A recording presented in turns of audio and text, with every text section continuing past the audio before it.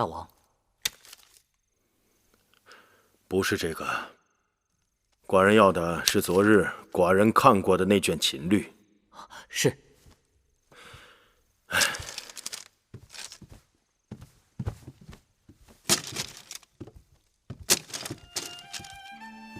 拜见大王。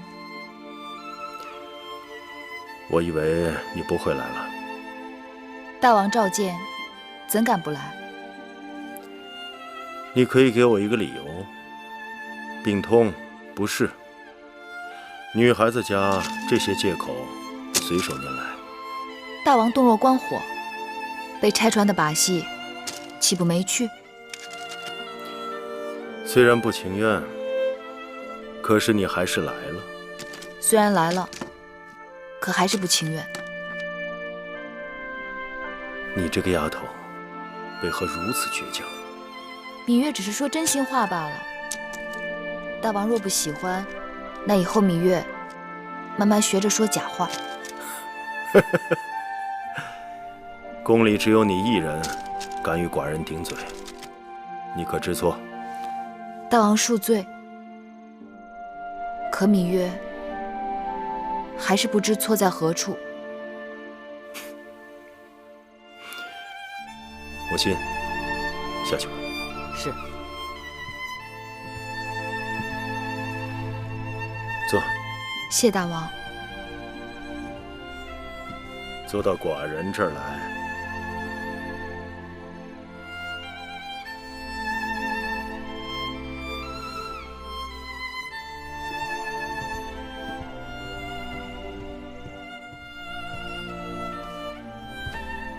你说，寡人喜欢你吗？或许有那么几分吧。坏了良心的小丫头。可无论寡人有多喜欢你，还是要常常到宫中其他嫔妃那里去。你说为什么？因为您是大王啊。此刻，我与你在这承明殿里，我是你的夫君。明日我出了这承明殿，便是一国之君。这大义和小义、轻重之别，你该有数。芈月只是一普通女子。芈月有普通女子没有的胸怀。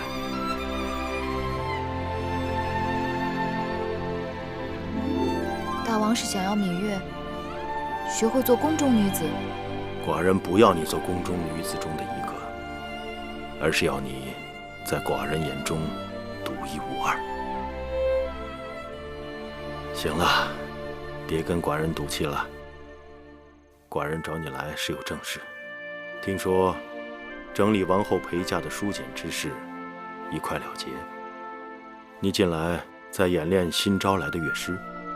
芈月只是不想让光阴荒废了，再者，也可以让楚国带来的编钟和其他乐器物尽其用。既然如此，你可愿意每日来给寡人整理书简和奏章？我？寡人要用的书简和奏章浩繁众多，无人分类归档，翻找起来耗时耗力。你可每日免召进入承明殿，为寡人整理书简和奏章，归类收藏。这么说，这里全部的书简和奏章都由我管辖？是。我可以随意翻阅这些文字啊？那是自然的。谢老伯恩典，芈月求之不得。怎么又叫寡人老伯了？芈月更喜欢大王做邻家老伯，不喜欢邻家老伯变成大王。小丫头，你一准知道，你笑起来比哭挺用多了。月儿不知，精兵利器足以毁掉寡人的社稷。对了，明日是7月初1，寡人想带你去一个地方，不过到时要让木间给你准备一套合适的暖装。明日要去哪儿啊？明日你就知道了。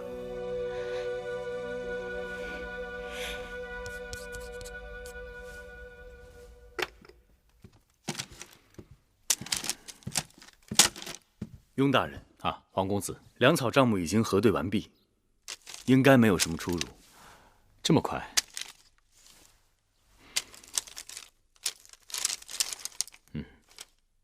幸亏有你帮忙，不然我一个人忙到手忙脚乱都弄不完。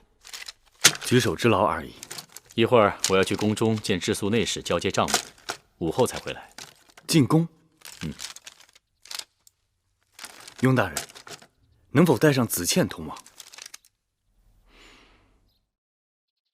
哦，在下听说咸阳宫恢宏无比，想借此机会一开眼界。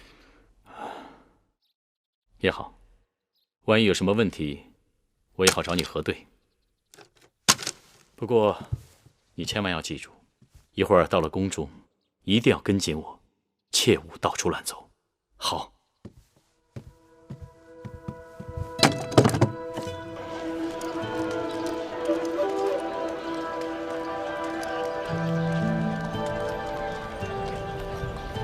这里就是天下侧室云集的四方馆，也是如今咸阳城最热闹的地方。王公子哪天有兴趣，可以进去看看。好。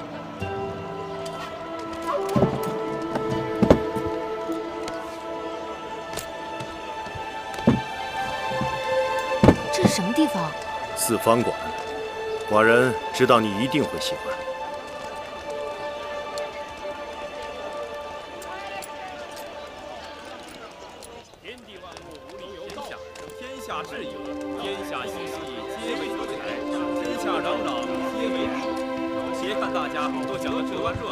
但谁又能够牺牲自我？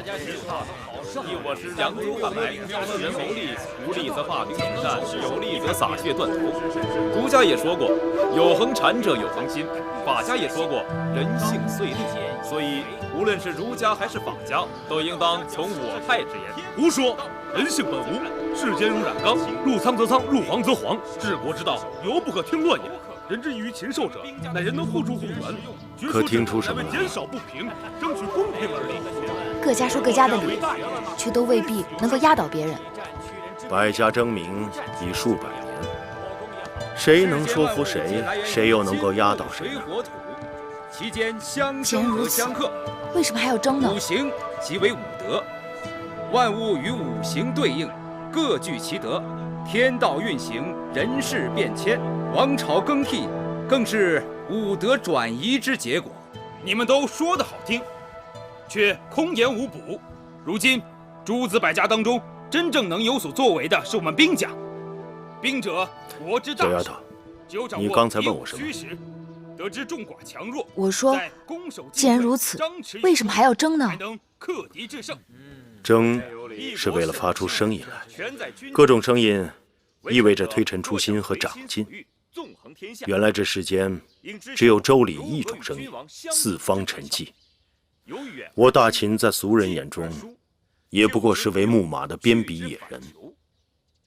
周天子的威望倒塌，才有了列国和我大秦的崛起，有了各方人才的投奔，有了这四方馆中百家争鸣，激荡文字，人才辈出。可臣妾昨日在大王的成名殿里翻阅商君书，商君斥其他学说为贼，大秦用的可是商君之法。在我看，任何一种学说都在尽力排斥他人，但总有聪明的学人在不断吸取他家之长，丰富自己。而君王则一家为主，数家为辅，内佐王政，外扩疆域。这真是一个好主意。每逢初一15，这里都会有大争辩。既然你这么喜欢，寡人准你初一15凭令符过来。不过必须要男装打扮，实在是不切实际。还可以，君王需要的是还可以和例行让臣妾下注。当让学子们多知道民间疾苦，掌握耕战之实际本领。